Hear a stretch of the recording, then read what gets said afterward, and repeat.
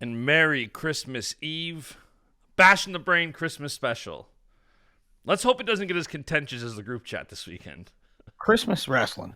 The group chat. I'm telling you, we need maybe some domestic counseling. It's been getting heated the last Well, couple weeks. part of the problem, too, is we need to all get together in person because when you just have that much testosterone and opinions and everything else in one group chat, you got to just hug it out.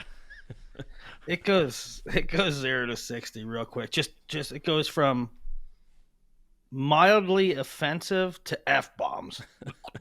Quick.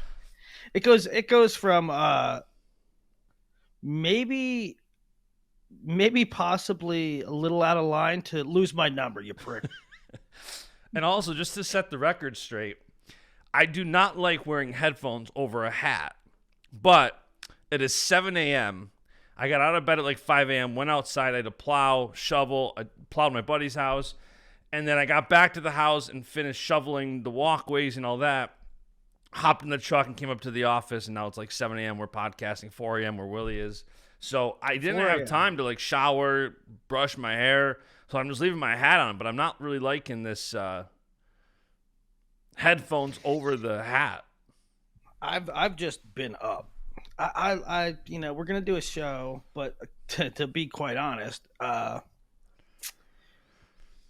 wasn't sure if I was going to Hall of Fame duels, and so my trip to Cancun was very uh, all over the place, and then I got back. I figured out I'm going to. I was home like 3 hours, and I'm like, yeah, I gotta go. And I booked a flight, and I got on a flight the next day, and then I went there, and then I flew back, and I missed a ton. I slept all day yesterday. Well, you had texted me and said we were talking Sunday about doing a show.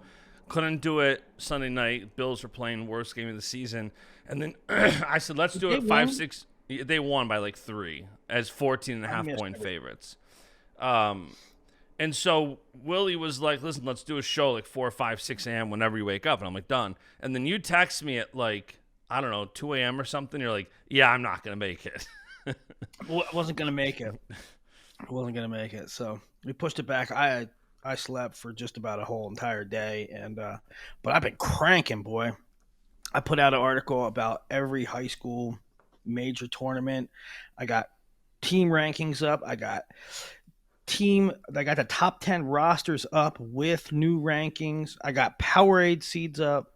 I got rankings done, and By the way, you pretty. have these results in the show notes, but I don't think we covered Oklahoma State, Virginia Tech yet at all, right? Oh no, we didn't, because I What was was that, at that. Thursday?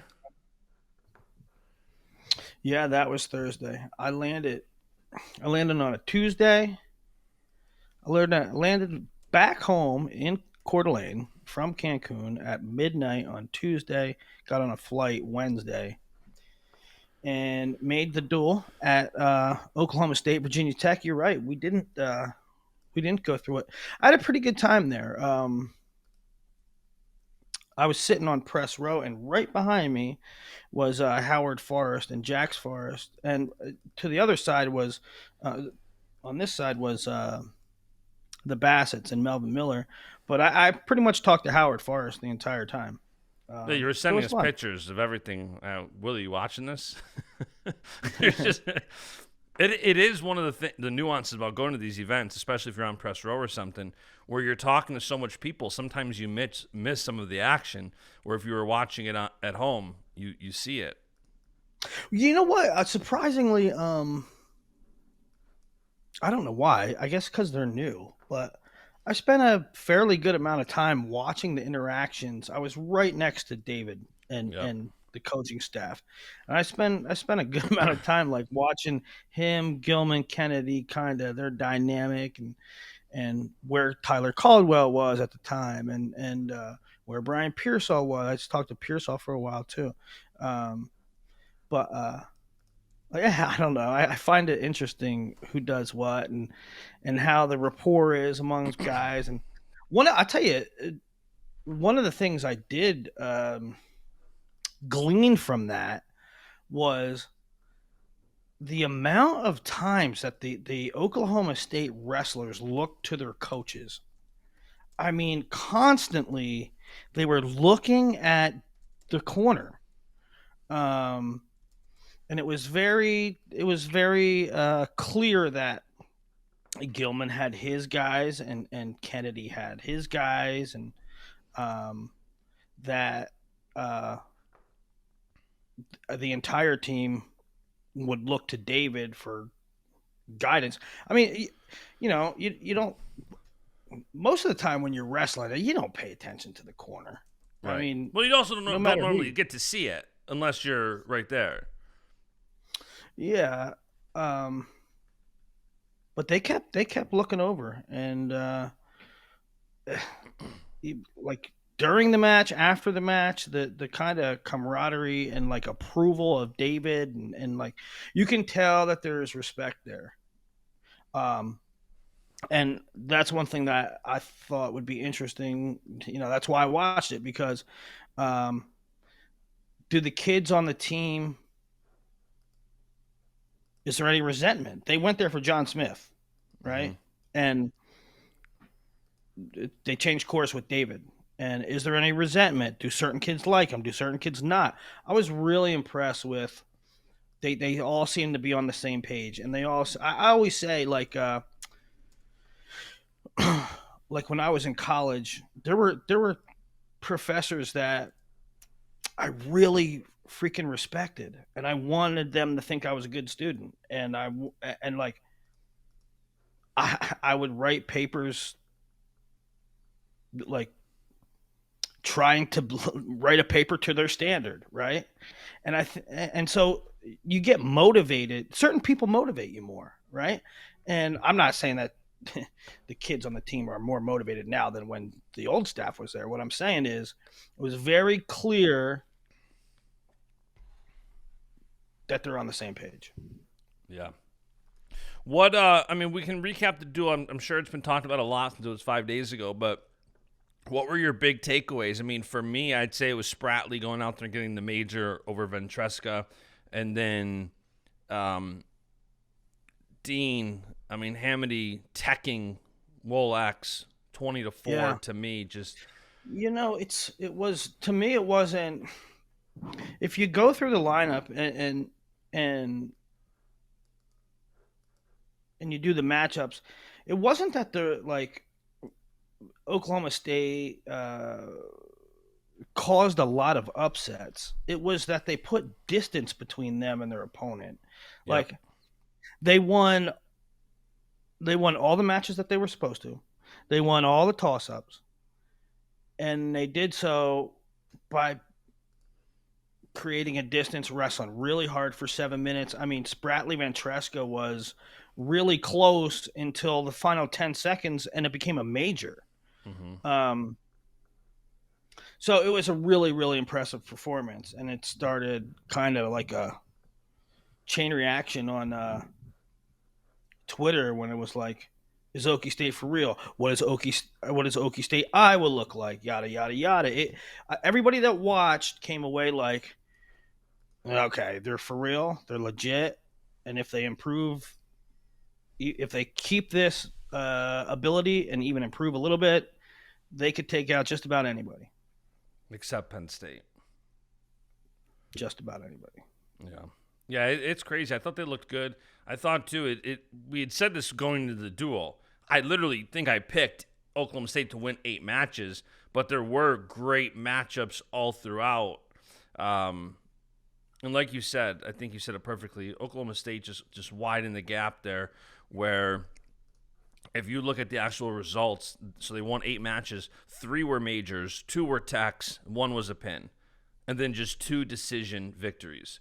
So, I mean, when you're going out and winning 6 of 8 by major and winning 8 of 10, obviously, in the duel, you're setting yourself up for great results.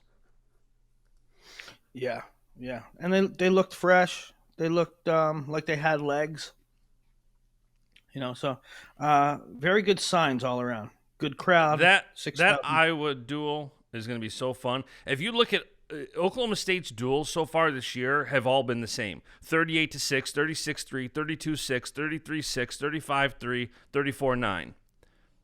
For the most part, they give up one or two matches and they score 30 points, team points. So, yeah, that I cannot wait. We're definitely going to preview. Had some people DMing me already. You guys going to preview Oklahoma State, Iowa? Definitely 1,000%. That is February 2nd, I think. Iowa. No, 23rd. Iowa at Penn State, Jan 31. Iowa host Nebraska on the 7th of February. Final duel of the year, February 23rd. I will be there. And another great duel you should go to, because you go to more duels than I do. Missouri-Oklahoma State duel, February 2nd. Well, we're going to talk about that. We're going to talk about Missouri a lot this show because they are rough right now. They're rough around the edges. Yeah, you would text me, did you see that in the group chat? Little Rock beat Missouri. And I'm like, yeah, they were 5.5-point favorites, and they end up winning by 5 points, which I know you want to talk about that too. By the way, I always fall for bad lines for wrestling. I went 2-0 this weekend, so shout out me. What site are you using? BetOnline.ag. You can deposit with crypto. It's nice. They typically put out good lines. I mean, most lines are good. I thought that one was bad. I thought Little Rock minus 5.5 against Missouri. And now I know. Well, they still didn't cover. They won by 5. That's just a bad line. If you consider like Cam Steed defaulted, that's just a bad line. You go through that duel before the duel starts. How do you come up with Little Rock winning by 6 points? I'll tell you what, though, a lot of these lines end up being within a half a point in the final duel. I took Ohio State minus 18.5. They won 29-10. Yeah. No, I'm not poo-pooing. I think they have pretty decent lines. I'm just saying that one in particular. Yeah. I would have took Missouri. I would have got scared, but even like the Penn State Missouri line, I didn't touch that one. But what was 37.5?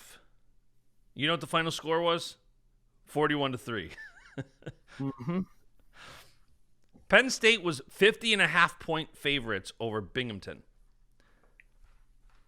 which they covered that too. Yeah, but that's crazy to. All right, real quick before we get into this, Spratley over in Tresca 10-1, close until a turn at the end. Reese Whitcraft beat Dylan Campbell. Tegan Jameson, Latona was tight again until the end. Caleb Henson was a non-control fall over Carter Young. Caleb Fish and Rafael Hippolito was a movie. It was a dogfight. These guys were throwing each other you want to go upper body? Yeah, okay. I'll throw you. You throw me. 20-15 final score. Amin over Church. Hamidi Tech Wolak. Plot Tech Sam Fisher. No TJ Stewart. Luke Serber. Scramble late. Andy Smith looked like to have the sure takedown. And Serber came out the back door and passed the leg and got the takedown 4-1 overtime. Hendrickson fall on Kaka, and it was a 34-9 Cowboy win. Friday results: Edinburgh over Sacred Heart, Pittsburgh over Maryland. Seth Neville's beat Dayton Pitzer. South Dakota State over Ryder. Sammy Alvarez beat Cal Miller. South Dakota State over Pittsburgh. Pittsburgh over Ryder. South Dakota State over Maryland. Nebraska beat Nebraska Kearney. SIU beat Buffalo. Bucknell beat Long Island. That was it. Oh, no. Utah Valley beat Oregon State 20-14. That's an interesting result, right? A lot of different guys. Actually, Utah Valley beat Oregon State And Utah Valley did not even have Bearclaw in the lineup. Saturday, Iowa State beat Lock Haven. Anthony Noto took 2 losses on the day. This is at Collegiate Duals. Beat he lost to Osmani Diverson, the Cuban, and he also lost to Buzakis later on. I just don't know. I just don't know if 33 is good for Noto. I mean, maybe he's too big and he's like, I can't do it. Yeah. Can't do it. But maybe there is a chance. Is like, you always get big during the summer. Maybe now, I think he needs to go down to be effective. Um, Jacob Frost teched Wyatt Henson, and this is Jacob Frost, not Evan. So interesting results there, but it was Iowa State 30-6 win. Ohio State beat North Carolina. Davino over Oakley. Lachlan McNeil beat Dylan D'Amelio. Still some missing pieces though for Ohio State. Karchla did wrestle, but there was no Rogotsky, no Geog, no Sammy Sasso. Good to see that Karchla too. He looked good. I hope he stays healthy now the rest of the year. But he looked good this week, and I don't know if you caught all of his matches. I know you're traveling and stuff, but No, you know what? That's another thing. I don't know if I said it, but after Hall of Fame duels, I was in Stillwater for Hall of Fame duels high school event over 2 days, Friday, Saturday, and then I flew back Sunday, and so the collegiate duels on Saturday, I didn't catch much of because I was watching the high school stuff, which was awesome, by the way. And then the collegiate duels on Sunday, I didn't catch because I was on a plane all day. So I missed a lot. And so if I don't speak specifics on some of these matches, that's because I haven't got a chance to look at them yet. Ohio State over Lock Haven again. Buzakis beat Noto. Mendez teched Henson. I'm glad to hear. Karchla looked good. Did he move okay? yeah, I thought he looked good. He got a tech. He put up 20 points, which is good to see for him. And then he had 2 decisions. I think 8 something and 10 something maybe. I will say he put up 20 points when he was fully healthy. I will say too, just to touch on it. So we do the show last week saying we're hearing murmurs that Rocco Welsh is gone. And then 2 hours after we do the show, Minio puts out a tweet. Welsh had a meeting with Ohio State. All is good. He's staying at Ohio State. And then 3 hours later, Rocco tweets out, I'm a Buckeye. I'm going to stay a Buckeye. Whatever. Basically committing that he's staying there. And, people were asking me about, was it just truly rumors? No, Pat got this story right. We were right. There were talks. And when he said that and, Tom Ryan tweeting it out or putting it on Instagram, it's because there was some strife and they worked through the issue. They figured it out, and now he's staying there. That doesn't mean, like we said, that what could happen, situations change. And there were some very real talks going on about whether he would stay at Ohio State or not, and they worked through it. And I think there's a reason Rocco didn't tweet out, don't listen to the rumors, this and that. No, he had said, you know what? I'm a Buckeye. Go Buckeyes. Yeah, I mean, listen, they have enough. There was obviously some miscommunication or some friction there, right? I'm not gonna call and be like, "Hey guys, what's going on?" They're in the middle of working stuff out, and it's good. I'm glad they worked it out. There was obviously, but it doesn't. You'll never know really what the details were, but from what I was told, it was just a little uncertainty on Rocco's side of things. Am I wrestling? Am I not wrestling? Am I going 65? Am I going 74? Am I going 84? Am I redshirting? Am I wrestling off? And that's what I was told it was about. And so I'm glad they worked it out. Yeah, I'm glad they worked. I like everybody to be happy, but I'm old school, man. I think that if it was up to me, everybody would stay. Everybody would stay where they originally went. I I don't know. agree.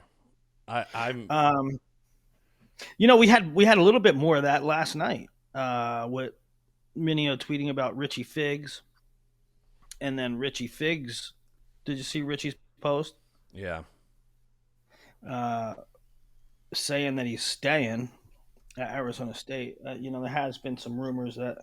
I mean, I know for sure I was after him. I mean, I was going after him, but I don't know if Richie's entertaining those ideas, those offers. So I also think if you are a wrestler, wrestling lacks PR of absolutely any kind. So I do think whether Richie stays or goes, he is smart to shut it down for now and keep the whispers to a minimum. And then, take your time. And if you do, like this happened, we saw this last year with Teamer a lot, where there was a lot of rumors. And if Teamer would have shut it down, it would have at least shut a lot of the conversation down for a while, and he did it kind of late. He said, I'm not leaving, and then he left like a week later, I think. But yeah, I don't blame Figs for shutting it down, regardless of what happens. well, I don't know, man. I wouldn't shut it down if I was thinking about going. I wouldn't. I mean, I understand that, like what you're saying, but I wouldn't shut it down. Like I would just like let. I'm not gonna say I'm not going in and go. No, yeah. Um, Iowa State over Carolina 23-14. Evan Frost over Ethan Oakley. Jacob Frost over Luke Simcox. Chittum looked good this weekend, huh? Chedham looked very good. And we also had a situation where Panero Johnson wrestled 65, maybe a couple times. Yeah, a couple times. Um, do we know? I assume he tried to make 49, missed it, and Chittum stayed put, and so Panero wrestled I don't 64. know. I think he weighed in decently heavy. I don't think, and he didn't look like he was light, just missing weight. So I don't know what that game plan was, but I mean he put up like 16 points and then got a decision. So he wrestled in two matches at the duels and both were up at 65. Um, Yeah, I don't know. Chittum looked good though. I don't All know. three of he got 3 wins. Beat Patty Gallagher. That was a good one. It's a good win Um, because Patty's been wrestling good. Um, that's a really good win. yeah, and he looked good. Uh, It was tactical. It was smart. Like it was a. If you go back and watch it, it was a really solid win. so many moving pieces for a lot of contenders still. There's unanswered questions or things to be decided at Iowa State. It looks like Jacob Frost is wrestling really well. Hmm. Apparently, Etchemendia out. Frost beats Redding in a wrestle off. And you know my thoughts on Redding. I think he's really solid. And then Frost goes out and puts bonus points up. Um, Panero Johnson wrestled 65. Was he trying to make 49? Chittum stays at 57. And on Ohio State side too. Uh, a Yeah. couple moving parts. And here's another one. Here's another one that I just don't get. And I'm not saying anybody's wrong, but Dresser, you're my homeboy. I love you, but I don't understand younger wrestling. I don't get it. I don't understand it. It doesn't compute with me. Why is younger Bastida wrestling?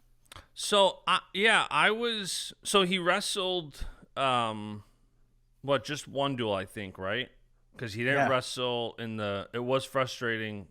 No Feldman Bastida, and not frustrating. It is what it is. But you obviously want to see it if you can. And so is he gonna not medical register anymore? I mean, it's a weird time to just go out there and wrestle a match when you're on the fence with medical redshirting, especially with what we talked about before, where if he's not healthy and Yeah. he's trying to I get mean, healthy, just take the red shirt. well, at this point, like, unless Younger said, unless Dresser goes to Younger and says, "Listen, you're not 100% healthy. Plus, heavyweight graduates like 8 dudes. Yep. Why don't we just get you a medical?" Yep. Right? If I'm Younger, I'm like, hell yeah. And in conjunction with Iowa State's lineup, where they lose nobody else other than Bachman. Um, so it's like, listen, next year, Younger, you come back, we'll have we'll have all our guys at the right weights. Etchemendy will be healthy. We'll have a more solidified thing at 125. We'll be really good. Iowa graduates a lot. Heavyweight graduates a lot. Let's really load up and make a run for next year.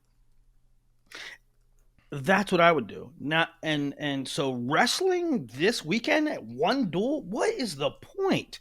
Unless it was to see where he's at, but I don't think you need to wrestle in a duel to do that. You can wrestle a match in the practice room, and I feel like you can get a pretty good grasp of where you're at.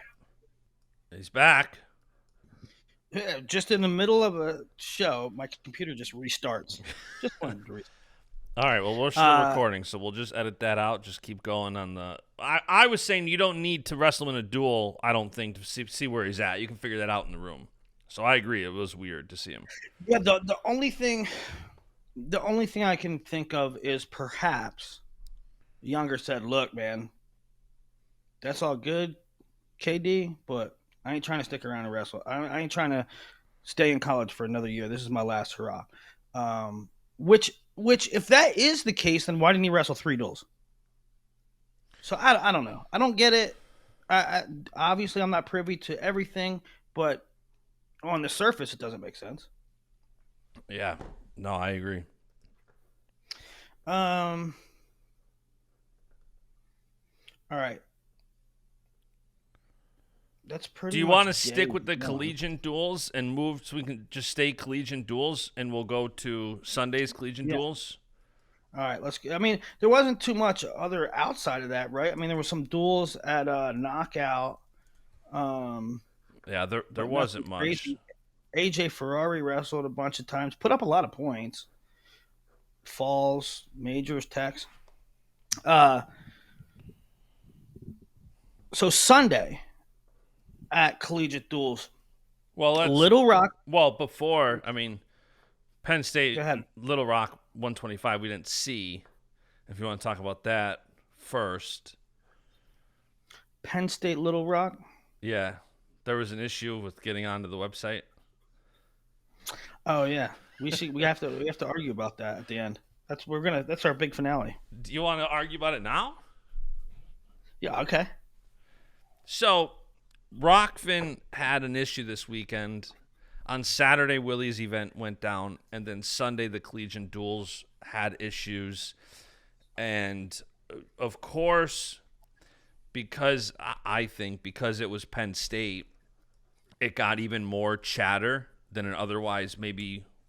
Saturday, there wasn't much commotion about Rockfin being down for 20 minutes. Well, Saturday, what you say my event went down, it was the whole website was down. Correct. Rockfin was down, but you had an event that happened to be down because of it, and there wasn't that much commotion about it. But now Sunday, everybody's trying to tune into Penn State. Dude, I didn't even know that there was an issue. I tweeted like something's about to go down, like Parrington and Melvin or something, right? And a couple people were like, "Yeah, that'd be great if we could get on." I was like, "What?" Like, I turned pale. But thankfully, I mean, as far as I know, it was down for, I don't know, 15 it wasn't down very long on Saturday, and then the issue happened again on Sunday. And just to be clear, the stream itself did not go down. There was, from my understanding, there was an issue with the connection to Amazon Web Services, which utilizes what's called an RDP service. So the stream itself was fine. That's why Rockfin put it on YouTube, which, I had these people, I tweeted out, like, I think it's humble of Rockfin when they're down to go put the stream on a competitor's site. And people started chirping me like they had no other option. Bullcrap. If a flow stream goes down, they're not putting it on YouTube. They might put the event afterwards, but that's not a thing to have a paid event go down and put it on a free streaming service while they work it through. So if you compartmentalize what's going on, I give credit because Rockfin absolutely did not have to put those streams up on YouTube. Now, the fact that they did that did open up a separate can of worms, which I think... So then they took it down after that match, and then the second duel, they tried going back to Rockfin. It didn't work, and then it was finally working again for the Penn State-Missouri duel, and I think maybe that one went back to Rockfin. But there was a lot of chatter. I did catch. It was fine for the Missouri duel, right? I'm pretty sure. Yeah, I was on the plane. I was getting ready to board. I was getting ready to take off my last plane when Keegan and Levi, and dude, they just start overtime and the plane's like revving its engine. I'm like, no shot this is gonna happen right now. I'm gonna lose service right when overtime. But it ended just before we took off. So but yeah, so I guess it was back by then. And a lot of people say turns out streaming is hard. And it is, but it isn't, right? When I worked at Flow, I had nothing to do with streams. I couldn't connect two wires. But going off on my own, you got to learn some things. I mean, and I'm still not a pro at it. I know the basics. And the basics of streaming is not very hard. Listen, it is. There's two truths here. And I said this to, I forgot who tweeted me, one of the Oklahoma State Cowboy podcast people, Lee maybe. And he's like, I'm in software, it's hard. And I said, listen, I've owned a hosting company for 15 years. We've had 99.99% uptime. I understand what goes in behind it. And I understand I've gotten the calls when something goes down for 3 minutes on Christmas morning and your day is ruined. I get it. But it is absolutely, you cannot tell me it is hard to stream in itself when I can open up my iPhone and stream to YouTube in seconds. Right, that's what I'm saying. The technology itself. I analyze results and I rank high school kids and I give my 2 cents on wrestling. I don't know anything about tech. I don't know anything about computers. I don't know anything really about streaming. But I can stream a pretty solid show. I can stream a duel with multi-cameras and scoreboards. It's not rocket science. It's not difficult to stream. However, that was my second point, is that streaming not being hard does not negate that you're going to have a service outage from time to time. Those two truths operate independent of each other. Right. You are relying on certain connections. You're relying on databases that you pay for or rent or contract or utilize in some form or fashion. And if those fail, you could be doing everything right on your end. If those connections fail, you're going to fail. Yep. And so I get it, and it affected me, right? I had to answer questions like, bro, Hall of Fame duels are down, right? Now, thankfully for me, it was only, 15, 20 minutes, and there were probably, 400 people on, 500 people on, as compared to Journeyman Duel, there was probably a couple grand. But so I was affected too, and I understand everybody at home, their frustration. But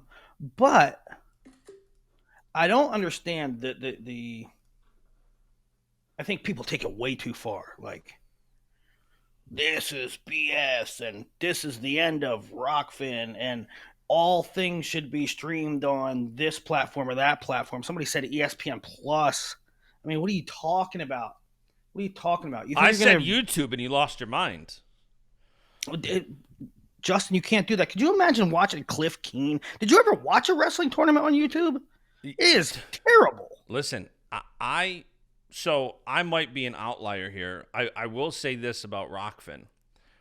I think Rockfin is an awesome tool for creators. It is by far, when you're talking about consuming wrestling content, bottom of the barrel as far as user experience. Whereas YouTube and ESPN and Big Ten, I have apps on Apple TV, Flow Wrestling too, and I understand, like, listen, ESPN, Big Ten Network, these are huge companies. And I think there's issues no matter where you go. I hate the fact that Flow Wrestling, for as much freaking money as they raised, they can't figure out a flow zone anymore where they can pick multiple mats, and they can't figure out multi-mats, multi-streams on an Apple TV app. So I don't think there's a perfect solution. But Yeah. I will I say, mean, I'll say that. I mean, on on a laptop, and I get that's not on a television, but on a laptop, I think Flow's presentation's correct. pretty freaking good. No, I agree on a laptop. I'm saying overall, and it is funny where the bar is. I'm just saying, like, Rockfin is, again, I think where Rockfin swings the pendulum is it's absolutely great for a creator. And that is why the Collegiate Duals is on it. There's no two if, ands, or buts about it. Collegiate Duals is on Rockfin because Journeyman and all the teams can monetize and make money, which they should, off their event. The issue becomes, and I had tweeted, like, this weekend was the first time I had an issue with Rockfin. Other people said, oh, this isn't the first time, whatever, maybe. I personally have not had an issue over the last 4 or 5 years. I never had an issue with an RTC card. I understand issues happen. And obviously, knowing that, it's still, of course, it is frustrating when you want to watch wrestling and it goes down. I do think YouTube is, from a consumer standpoint, a very easy platform to consume something. So okay, so number one, I don't get anything, and I'll admit probably Rockfin doesn't have all the bells and whistles, but what does YouTube bring to the table? I mean, as far as presentation or user experience or whatever, from a wrestling standpoint. I can take this remote right here, a standard TV remote, and I can turn on YouTube on the TV, and I can pull this up. So from a usability standpoint, I'm saying it does not get easier to stream as a. Can you can't do that with Flow? Flow has an app. Yeah, Flow has an app. I tried to use Flow's app. Again, I'm always on the laptop. I tried to use Flow's app. I just couldn't figure it out. That might be a me problem. But I use Flow on. So the number one thing I do is I use Flow on Apple TV. They have a Flow Sports app, and you can watch something, and that works great. The only problem is they don't have the ability to select multiple mats or multiple streams. So if you're watching quarterfinals, semifinals, anything, you need multiple TVs or multiple devices in order to watch it. I applaud Big Ten and ESPN for the fact that they have the ability to, whether you want to watch one mat, whether you want to watch multiple mats, they have those options. And obviously, those are big companies. I do think a company like Flow Wrestling, you already had the ability to do Flow Zone because you got rid of it. I don't know why they got rid of it. And for the people that say you don't understand the technology that goes into it, I do. I can pull up any match I want right now, and me and Willie can commentate on it. It's not hard. Depends on how you can structure it very differently. But I do wish Flow had Flow Zone. And I do wish their app. I don't know how we're digressing from this, but so YouTube to me is just a non-starter. I get that it has things like that, but they don't pay you crap on that thing. Well, they do. And oh my god, you'd have to be NFL size to make a nickel. Number one, and people. So okay, if you're watching at home and you don't understand where I'm going, or like while I'm saying about money, because obviously some of you people don't. Because I responded to a couple of you on Twitter, but like you said, like Why not ESPN Plus? I mean, what are you talking about? What are you talking? You going to stream roller on? Is ESPN Plus going to stream roller events? Well, Is ESPN Plus? ESPN Plus had the rights to North Carolina and Nebraska and couldn't even get it done because it was women's volleyball fucking game. All right, so don't. There listen, are a million events, and ESPN Plus isn't going to do them all. I will say this. I think when you talk about YouTube, I think you are missing a major component. YouTube, while Rockfin in theory might monetize better, which I think is a No, whole different. absolutely, positively not theory. It is theory because you have to get a cryptocurrency that you then have to convert into a US dollar. It is absolutely a theory. Which it is not theory that you get paid more. You have never put the first word on YouTube to see what you would make over 3 months. But listen, where I'm going with this is this. YouTube is not just because it's the best monetization platform. YouTube is the #2 search engine on planet Earth. So if somebody's searching for a Virginia Tech, Oklahoma State recap, I want to be on YouTube because now they can pull up Baschamania and say, I want to listen to this recap. Whoa. You're talking about shows, not live events. I'm just talking in general. You have to look at the whole platform as if you're going to. No, you don't. You're not going to stream 26 mats at Fargo on YouTube. You're not going to stream 32 mats at NHSCA's on YouTube. You're not going to stream roller events on YouTube. You're not going to do it. You're not going to do it efficiently. You're not going to do it in a way that people can freaking navigate, and you're not going to make a nickel, and you're going to be out of business in 5 fucking seconds. Do you think Listen, here's why you're wrong. Do you think there's any reason from streaming 15 mats on Rockfin versus YouTube? Absolutely not. It is absolutely not easier to stream 15 mats on Rockfin than YouTube. They have the same damn user interface from a public standpoint, and it's even easier on a back-end standpoint. Okay, go ahead and do it. Go ahead and do it. You'll be out of business in 15 fucking minutes. Why? And because you will not make any money. Do you know how much equipment you have to have? Do you know how much, or do you know how much you have to pay to rent? Anyway, listen. I'm not. I know. I know what comes out. I'm not. Listen. A couple weeks ago. Listen, I got $10,000 worth of equipment, right? And I got people I pay. And so like last year I did Wyoming Seminary Faith Christian. It was at Wyoming Seminary. They said to me, they said, hey, we're going to run this back next year. You should come and stream it, right? I'm in, totally in. So I don't know, 2 months before the duel, I said, hey, is it cool it's cool I come and stream, right? They go, well, this kid's been coming in and he's been doing some interviews with our guys. We thought we'd give him a shot. So I was it's #1 and 2 in the country, right? I'm a little miffed. I'm like a little disappointed, right? Like, man. A little perturbed. Come on. Yeah. I'm like, man, come on. But, so I know the kid, and I talked to him. I said, what's your plans? He don't know nothing about nothing. He don't have a piece of equipment. He don't know how to stream. He don't know what a stream key is. And I'm like, this is going to be bad. This is #1 and 2 in the country, and it's going to be bad. And I'm a little upset. I'm a little offended. I thought I had this duel, and I could certainly do a better job. But you know what? I'm not going to let some kid stream #1 versus #2 with no scoreboards off his cell phone, right?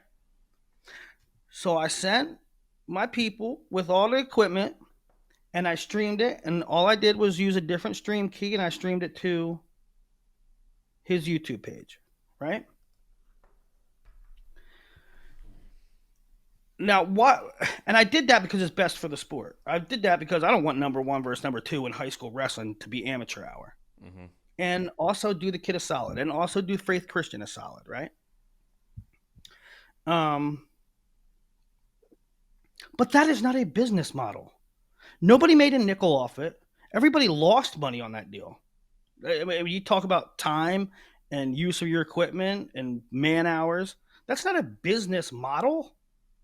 He's not going to get Derek from Heavyweight Nation. He's not going to make money on that. You can't operate. You can't stay in business doing that. So I don't understand the YouTube thing at all. I would not even one iota. Well, I think YouTube as a whole is definitely bigger than just live events. Monetizing a live event, Yeah, but especially. here we are, Justin. The tweet that you put out said live events should be always on YouTube. That's what you said. Well, number one, I'm saying that as a wrestling fan first and foremost. I know, but it can't be. It could never be. Now, I I do think that again, I defended Rockfin by saying for the past 5 years I've had very limited issues. So this is not like death to Rockfin by any means because No. they And had an issue. I'm not taking offense to Rockfin, and I'm not here planting my flag and saying I'm defending Rockfin. Listen, when there's issues. I'm defending like the industry, the practice. Flow is, Flow does on Flow what nobody else can really do at scale. It, and they couldn't do it on YouTube. Well, They Flow, couldn't. their whole business model is live events. Streaming live events is literally Flow's business model, and everything else just You're missing a key point. You're missing a key point. okay. A Their whole stream key or a business key model. point? You're missing a key point. Their whole business model is streaming live events Yes, on a subscription service. correct. You ain't streaming for free on Oh, YouTube absolutely.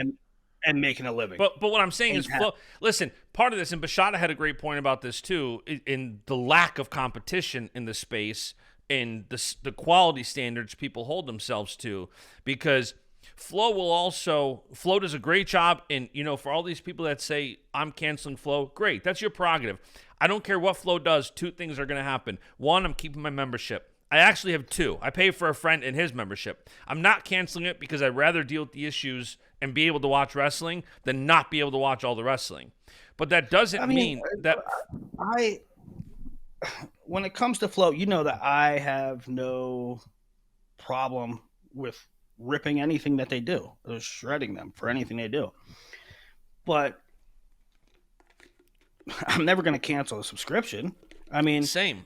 But that doesn't they mean I'm do not going to it. hold them They to. do it. They do it more than anybody else. And if there's an occasional outage, if there's an occasional thing, it's something you have to deal with, and it stinks. But they do a No, lot of good for the sport too. I agree, and that's why I literally have multiple memberships, and I'm not canceling them. I think they're a net positive, absolutely, for the sport. It doesn't mean I'm not going to go on tilt, get frustrated when there are issues or when I think things could be better, because there's again, Don talked about this, I talked about this, being in the tech space, you're always trying to investigate, you're always trying to figure out how to improve. I saw Rockfin actually put out a message last night that they said verbatim, something sneaky happened to us on the tech side. We know the source, but we're still investigating why and how. So I think if that's what they're going to do, that's the right thing to do, is to not let this die internally and spend all the resources and time needed to figure out exactly what happened and improve the service. So like I was telling you, and again back to the streaming isn't very difficult part. The biggest blow up, I don't think there's been one before or since that has been bad, but Penn State, Oklahoma State, I don't know, Jesus, it might be a decade ago now, but or at least 5 years. But Penn State and Oklahoma State, I was at Flow when it happened. I was in Stillwater when it happened. It was the biggest duel ever. uh, and the stream didn't go down, but people were cut out. They couldn't get in, The site went and it down wasn't there. and it wasn't because of the stream. It was because, if I recall correctly, how many people were trying to log in. So there's too many pings in the database or something. That's what I recall anyway. It wasn't the actual stream. This wasn't an actual stream. So how does Amazon Web Services fail? I don't understand. Because I you don't have know. an outage. It's the same reason Facebook goes down, Instagram goes down. Amazon essentially is one giant hosting company, and you have outages. In the Penn State Oklahoma State duel, when you see a 503 error on a website, that means the site's offline. It means it can't connect to the server. That's what happened with the Penn State Oklahoma State duel, was traffic just hit that site at such a scale that Flow wasn't prepared for, and it knocked the site offline. This was kind of the opposite. The stream was actually fine, which is why they diverted it to YouTube. It was the site. It's why you got Rockfin.com loaded, but you saw the little green spinning wheel because it was trying to connect to Yeah. the service and it couldn't. Yeah, I don't know, guys. I don't know what the solution is, but I know that all of wrestling can't stream on ESPN Plus. All of wrestling can't stream on YouTube, and for the people who provide those streams to have a return on investment. And again, That was 2017, by the way. I didn't articulate this earlier, and I should have. And because I don't want you guys thinking, well, are you saying you only care about money? No, I don't even care about the No, but money. you do What have to monetize. You do this for a living. what I I agree. care about what I care about is not losing money. What I care about is being able to continue to stream stuff, to provide content. If I make no money and I can't pay my electricity and I can't pay for a flight to that event, and I can't pay, my mortgage, then I can't continue to do this. And so I'm not concerned about the money. I'm concerned about the perpetuity. I like what I do. You like what I do. But if I do it without a return on investment, I ain't gonna be doing it for long. Yeah, no, I agree. I do think, I don't, people, I had somebody ask me, this is a tricky thing on Rockfin about, when I believe Flow issued refunds. Didn't there, partial refunds or something back then? I don't recall. I don't know what Rockfin's going to do with this model. I have no clue. Somebody asked me, do I think they're going to give refunds? I don't know. I don't know with how Rockfin works. It's such a unique cause because How Rockfin is long? the. How long was the problem on Sunday? It was off and on for at least the first couple of duels. So I don't think I think the first duel was on YouTube in totality. The second duel, I think, started on Rockfin, then went to YouTube, and I can't remember the third one. Yeah, I don't know. It sucks that there's occasional outages. It sucks that you know it sucks that Frank Papalizio could do everything right. I could do everything all right. It sucks that Rockfin could do everything right, and they still have a third party, and we're all left holding the bag. That stinks, right? Um, And again, I do give credit that they for put it. for me personally, I love Rockfin. I love the network effect. I love the economy of it. I love the ease of having a site. It's like, to me, it's like YouTube with the ability to do articles, with the ability to do rankings at an exponent of revenue, and having a subscription model. And so I don't have There's to worry apps. about I don't have to worry about any backend. I'm just saying I'm happy at Rockfin, and I ain't got no. Yeah, and this is the last thing I'll say, and then we'll move on to the actual wrestling from the Collegiate Duals. Rockfin is a very unique platform where you can monetize an array of content, videos, rankings, articles, and also when you pay Rockfin, you get access to everybody. We're on Patreon or Yeah. something. You might just get one creator. You have to subscribe to each creator individually. Rockfin, If you sign up, I think if you sign up for Nomad, he'll call you and stuff. You have to, I think, give grace to Rockfin. If they continue to, if they investigate this, figure out what it is, and continue to improve it, then I think that's the best thing you can do here. I think you're going to have issues no matter what. I understand people are upset. At the end of the day, it is what it is. I really enjoyed my experience at Rockfin, and I love it. I mean, I don't know. I'm doing good, and like I don't have to worry about any back end stuff. I churn out content, and but you do have to think of it from the user standpoint. That's the for sure. It's great from a creator standpoint to monetize content. I mean, and yeah, I'm on like, Rockfin. I like Rockfin, but I do think you can be critical of services you use. So for the pro Rockfin crowd, like I like Rockfin. I'm on Rockfin. Go to rockfin.com/Baschamania. Like I'm there. All right, let's go back to the actual wrestling from the Collegiate Duals. I think a couple of the big results that stood out to me, because we're already like an hour in. Josh Barr over Stephen Little. I mean, I have been beating the Josh Barr drum since day one, and obviously I have a bias. He's a friend of mine. You have, but him beating Little 4-1 in OT, he looked great. I mean, he has solidified himself where I think now you're silly not to pencil him in as an AA based on what he's shown so far this year. well, he's already beat two AAs. Mm-hmm. And Stephen Little is not, some of the concerns you might have, and I mean, the evaluation is different too, because before you were asking to almost project Josh as a 74-84 into a 97. Yeah. Right. And now you have the data on it. Josh was 84. I mean, he struggled with Aiden Sinclair, and Aiden Sinclair has like 3 losses this year, right?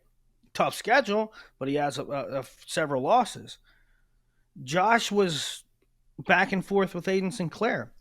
How does that translate to Josh at 97? Right. He beats Michael Beard. Is he big enough? He beats Stephen Little, who's a monster at 97. Mm-hmm. So to me, a lot of questions answered with the Stephen Little win. Yeah, absolutely. Michael Beard was one box checked. This was another box checked for a different reason. Stephen Little is very physical, hand fight. He's an anvil. And Josh was able to stand in there with him, go toe-to-toe, get the win. And I do think, like, now that Josh has kind of solidified himself as, in my opinion, whether it's a title contender or AA, you can kind of debate that if you want, but I think he's going to be right there. Now, he's got matches still. End of January, he's going to see Stephen Buchanan and Jacob Cardenas back-to-back in back-to-back weekends in the Iowa and Michigan duels. So, we're going to continue to see him against the best guys. And I don't think if he loses those matches, it's not stocked down whatsoever. He's in a position I was going to say that. To me, it's a lot like Carter. I could see him having a Carter Starachi kind of thing. And I'm by no means saying Josh Barr is Carter Starachi. I'm by no means saying Josh Barr is a future 4-time national champ. What I'm saying is, Starachi lost to Kemmerer, right? But he came back and beat him. I don't think for a freshman, especially a guy that's never seen these guys before. Well, he also lost to Donnell Washington, too, that first year. Yeah, I just mean... From losing to the number one guy, you're saying.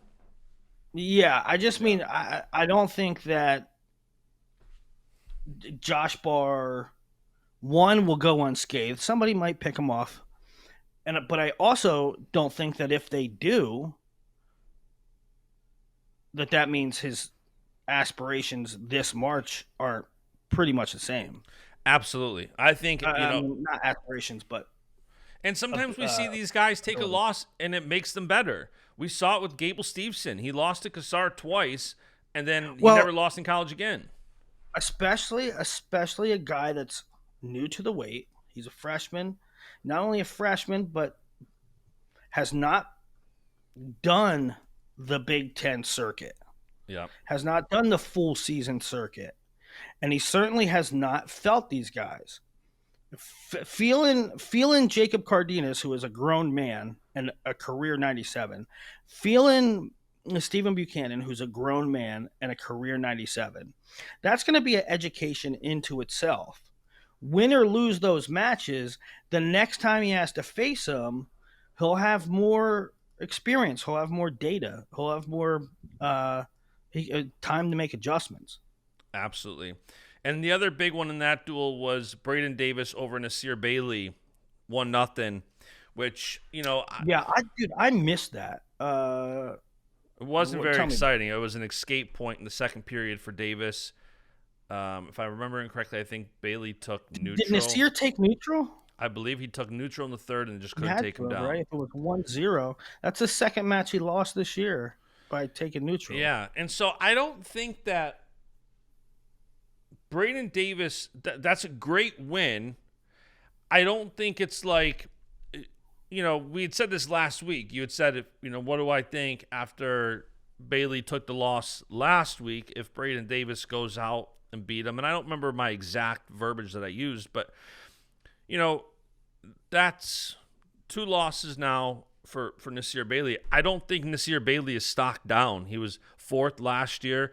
I think he's still in the All-American tier at 133 pounds. But I do think that's a great win for Braden. It's a close win. He, had great defense. Now, whether or not you want to just say Bailey couldn't get to his offense is another thing, but it's going to help him in rankings, and it's going to help him on resume. Like, it's going to help his seed. yeah.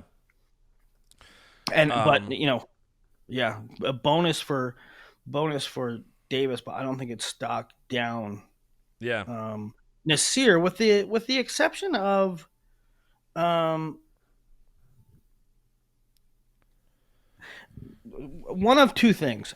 If you are going to, and I didn't see the match, so you can educate me. If you are going to, you need to do one of two things. You need to take bottom and say, I'm getting the freak out. Or you say, I ain't taking bottom. It's a 3-point takedown, which means less auto bottom anyway. But if you're not going to take bottom, you need to get a takedown. You need to be going no breaks. You understand what I'm saying? Like, if you're going to, I ain't losing a match because I took neutral. I ain't losing a match 1-0.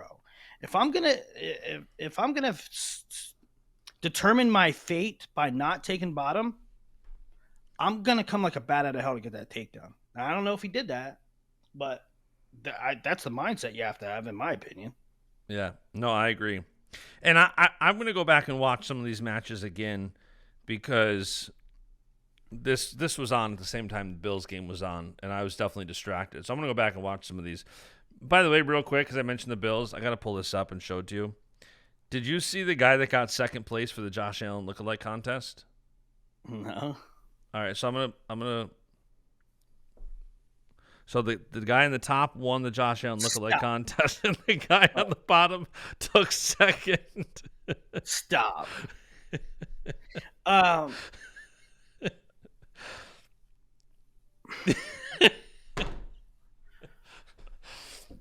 They struggled this week, huh? They struggled at New England.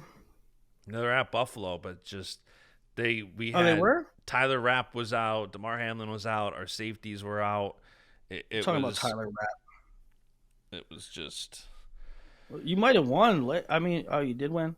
Yeah, they won by 3, but just. We won too. Jaden Daniels, baby. Yeah, I was rooting for them. I love watching Eagles fans lose. Sorry, Kevin. Hey, but how about Little Rock? I mean, they're beating Missouri. Missouri. I mean, we can talk about that duel. Little Rock is not a one-hit wonder. I mean, they're building, they're coaching well, they're solid up and down the lineup. And like I said, okay, let's get into this stupid 5.5 point uh, line. Gage Walker beats Tyson. So Little Rock beats Missouri 24-19, and the line was 5.5.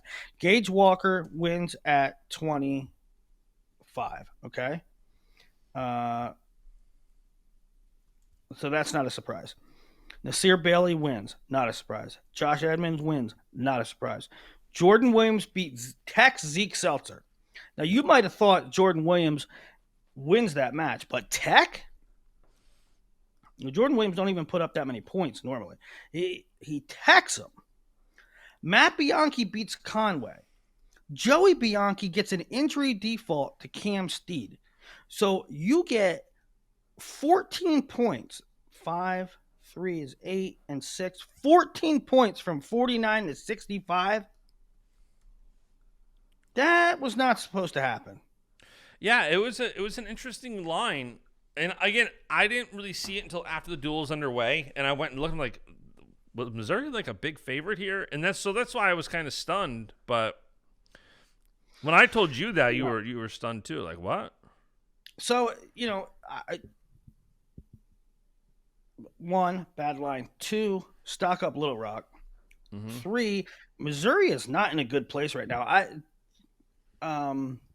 No, they're not. Some people said, I had people ask me like, "Wow, that's a big upset. Was that an off duel? Was that what's wrong with Missouri? Yada yada yada." I think that's just what they are this year. They had a ton of guys graduate. They're kind of rebuilding. They got a great recruiting class coming in, but right now, they just, Noah Certain graduated or retired. Zeke Seltzer, I had Zeke Seltzer number 21 in his graduating class, number 21 on the big board, and he's just not. He's just not lived up to it. No, Missouri at this point is the Keegan O'Toole show. That's. I know. Well, I think what's hard for people to wrap their head around is Missouri has been so good, so solid for so long that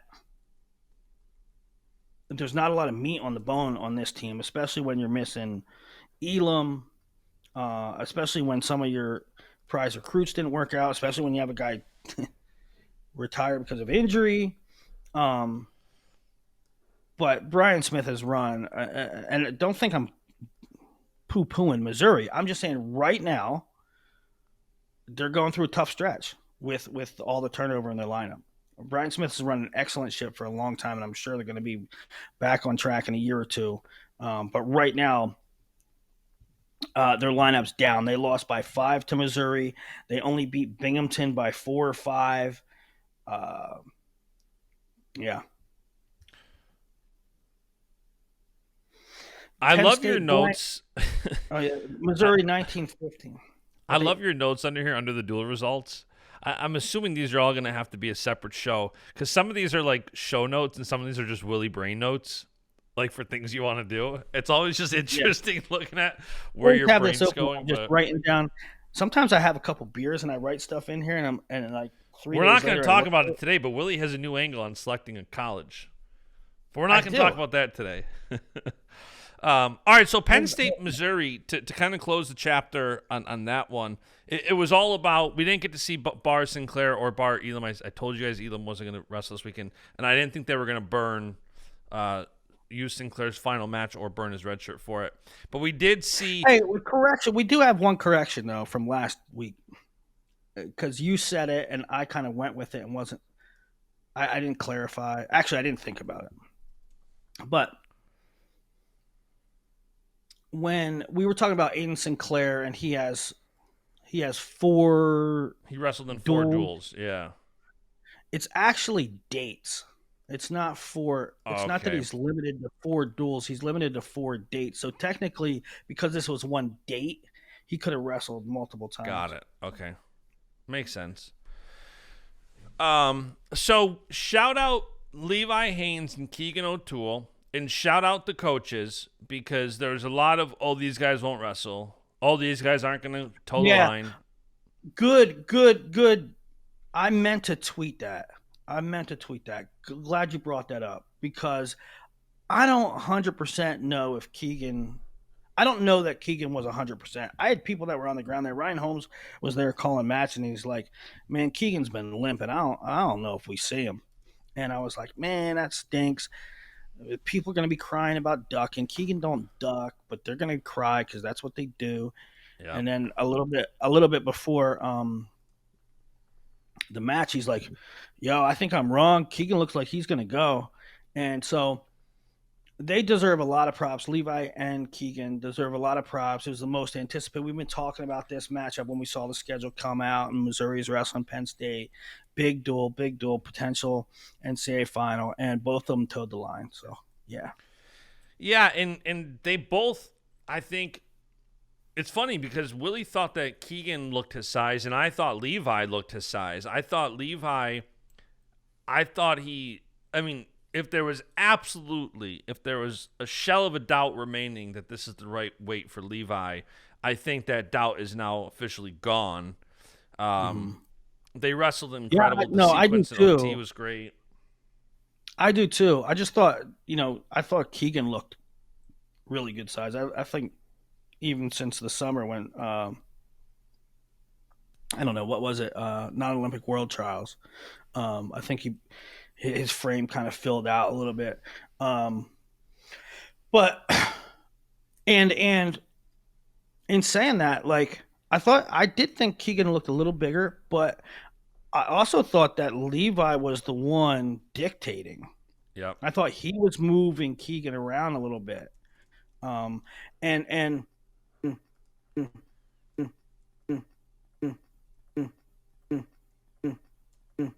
Well, that's an annoying noise. And we lost him again. Here's this guy bragging about how he has $10,000 of equipment, which honestly in tech isn't a lot of money. But how about he just goes and gets a new MacBook?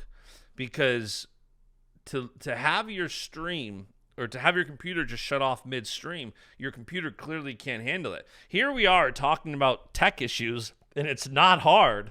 And Willie can't even keep his computer online during a podcast. This is bananas. My gosh. Well, listen, I'll be honest. I really just don't want to edit this out because I'm already doing that for the last one. So let's just talk for a minute or two until he gets back, and then we'll finish the show.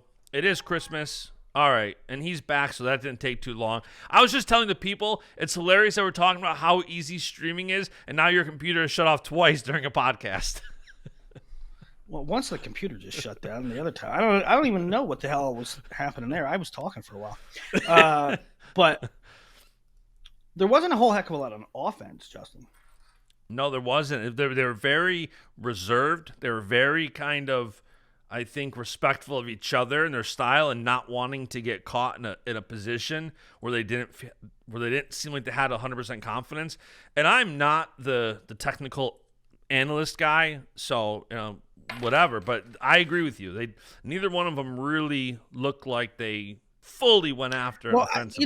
The danger with Keegan is that he can score on his shots, and even if you get a clean one on him, what happens with Keegan. Mm-hmm. He's a scramble machine. And that being said, I thought Levi did a tremendous job at scrambling. He almost did what Keegan does and scrambles around and makes it work. I was impressed with with Levi's scrambling ability. It just so happened that he got a little bit too high. Keegan kept that arm in and was able to come out the back door. Yeah. I thought it was a tremendous match. And there is weird, listen, I'm taking Keegan in the rematch. I thought about it. I don't want to make a rash decision. And obviously I'm a Penn State guy, but I think that Penn State is so good at making adjustments, and I think the Penn State coaching staff is so good at having their guys ready for March. I'll take Levi in that rematch. And I don't think I would have taken Levi going into this weekend. And I realized that on our preview show, we didn't really make picks for this, but I thought Levi could have done it. I don't think if you watch this match, it changes too much who you think was going to win or who's going to win in March. If you thought O'Toole's going to win this weekend, you think O'Toole's going to win in March. If you thought Levi was going to win this weekend, you think Levi is going to win in March. I don't think this match changed many people's opinions from who's going to win the next one. I will say that what? I don't know. So I said that whoever won at the All-Star Classic between Starachi and Keckeisen would be my pick. If Keckeisen won, I'd pick him, and if Carter won, I'd pick him for March. And the match happened, and it was a one takedown match. But I walked away saying, I don't know how Parker beats him because Carter. It was only a one score match, but Carter was very impressive in that one score match. This one, I came in thinking Levi would win. Levi's my pick in March, and I left it thinking it's a total toss-up. I don't know who to pick in March. I will say with how Hamidi, how he's wrestling, it really does throw so much. Those three have solidified themselves. I think Dean has jumped levels, and he's proven that he's up there with Levi and Keegan, in my opinion. And I had tweeted out yesterday. I talked to him this weekend. I said, how's it feel at 74? He said, good. It's good not to worry about weight. He said, hopefully I look a little bigger. I said, yeah, you look a little bigger. I said,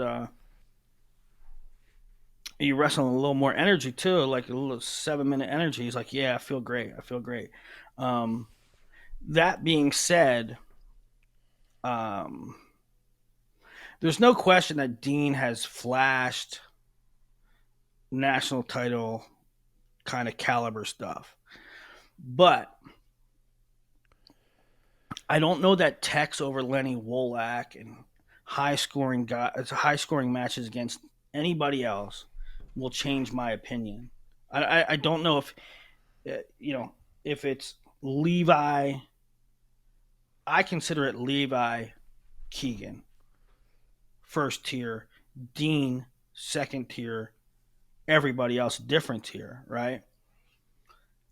And I'll continue to think that way, and I will continue to think that Dean can get into the first tier, but he has to do it. He has to beat one of those guys.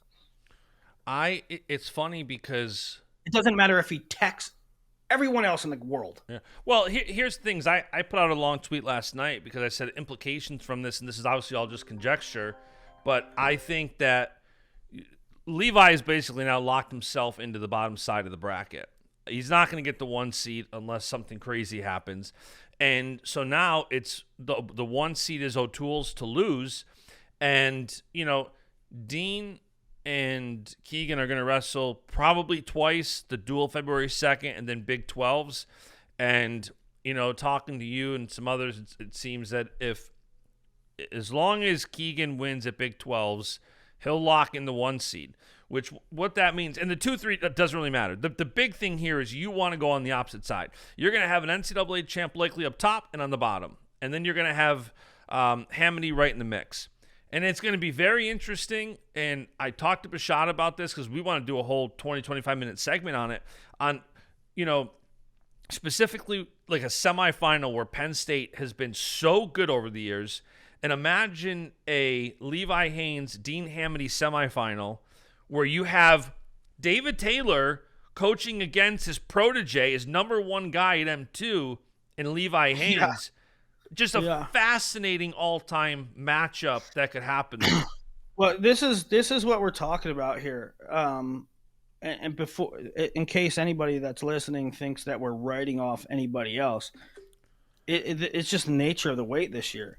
Keegan O'Toole 4 times has been top 3.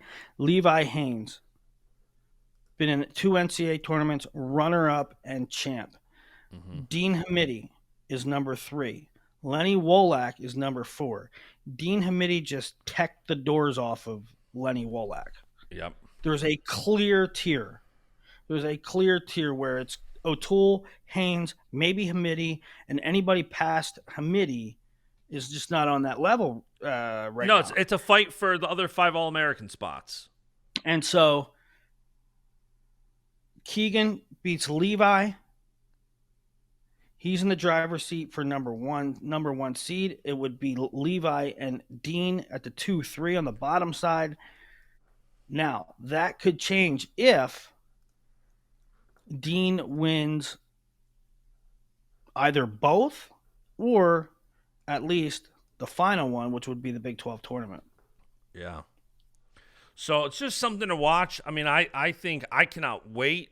I think O'Toole Hamidi is going to be an all-time match, February 2nd. You should really circle that date. Because the duel itself isn't going to be. We just talked about Missouri being a shell of themselves right now. Not a shell of themselves, but what they've been competitive-wise. But that match, similar to the Penn State-Missouri duel, that's going to be. Although I will. If Elam's back and Elam's wrestling, him and Luke Serber will be good. There'll be a couple good matches, but yeah. So that was O'Toole and Levi again. They will not get enough credit for the Boo Birds, who all they say is these guys won't wrestle. These guys won't wrestle. And to be honest, I don't think we've seen that much ducking this year on the college scene. Guys have really gone out there and let it fly for the most part. Now we haven't. We're not really in the thick of conference duels yet, which kind of where you start to see it, but yeah, again, I think it's been a little better in tournaments because they ding you. They ding you. If you forfeit, that's a loss to that guy. That being said, when we're gonna get to dual meet here season here in a couple weeks, and if I put my guy out and you don't come out, you don't get hurt by that. And I still think there needs to be a mechanism whereby you have a designated starter, and if that dude don't come out, that's a loss. That needs to happen, or we're just going to continue to be let down in duels. Yep. And people are still going to be playing games and jockeying for seeding stuff. Yep, I agree. All right. Anything else exciting from the weekend yesterday? I don't think so, man. I mean, there was not in the college level. I mean, to my knowledge, but there was so much. High school is hype right now. High school wrestling is awesome right now. It is the absolute best team title race I've ever seen. There's so many. There were so many high level tournaments with high level matchups materializing. Just awesome time of year, and the stars are kind of aligning that top teams are in the same place in the same building, and we're seeing great wrestling. Hey, one thing we forgot to mention. East was awesome. Yeah. One thing we forgot to mention, Meyer Shapiro returned. Beat Ed Scott 17-3. It was technically 17-3, but Ed Scott got DQ'd. So officially Meyer Shapiro won by DQ, but he was up 17-3 going for the tech when that happened. Yeah, Meyer is a tough case. I mean, I gave him this, I labeled him this status like 6-star, right? Better than any recruit. He's just fantastic, man. His athleticism, his combined with his wrestling IQ, he is something. He is something. If he can just maintain focus, sky's the limit for him. Yeah, kid's special. He's just got to stay healthy. He's definitely got to stay healthy. All right, Willie. Any final notes here? No. Well, I do want to ask you what do you're a smoker. The food. What are you cooking for Christmas? 13-pound bone-in prime rib today. Nice. Smoking 13 that this pounds, afternoon. and you're smoking it. Yep. So I'm going to start the Traeger at 450 for about a half hour, maybe 500.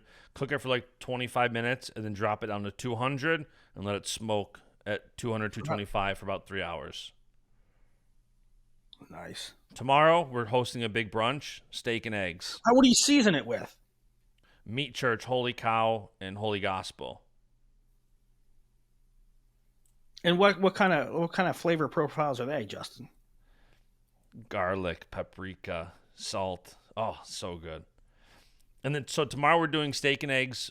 We're doing a brunch, steak and eggs, bacon, quiche, all sorts of good stuff. We're going to throw a bunch of New York strips on the grill. And then Thursday, I am so excited for Thursday. So one of my clients, friend of mine, he goes on these trophy hunts. And he gets, let me see if I can actually pull it up on the screen here. You piss off the liberals. Well, they're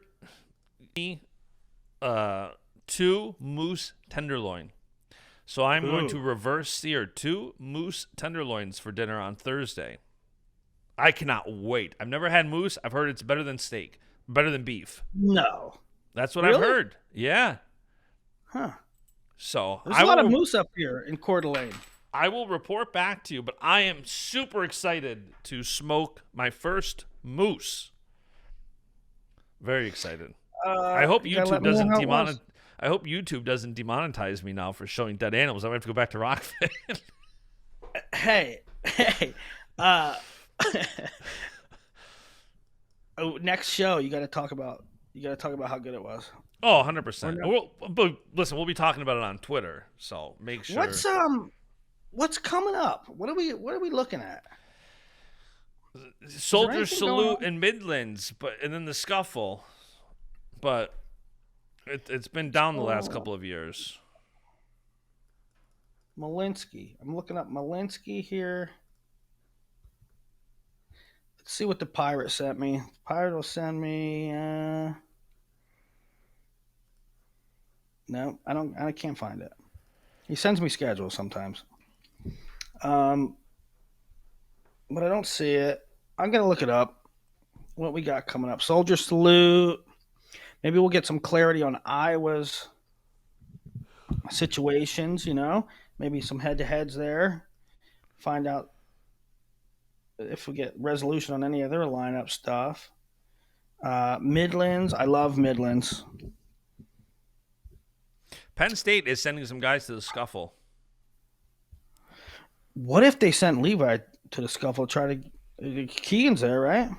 I think they're sending up to 10 guys. I don't know who they're going to send. Would you send Levi to try to get it back? No. I would. What if I think Penn State is very meticulous with their schedule, and they've already have their schedule, and they have everything kind of figured out. I don't know that you would mess with that and now change a week out to try to get that back. I mean, they're off now till January 10th. So I'm not saying like poo if they don't, but no, but I'm just saying that so they're off now until January 10th. So they have 2.5 weeks off. I don't think they would detour from their schedule now because he lost one. You know what I mean? I think this 2 weeks off, this 2 weeks of downtime, I think that's important for them. Yeah, maybe. All right, that's the show. Listen, I'm gonna tell you something. And I know,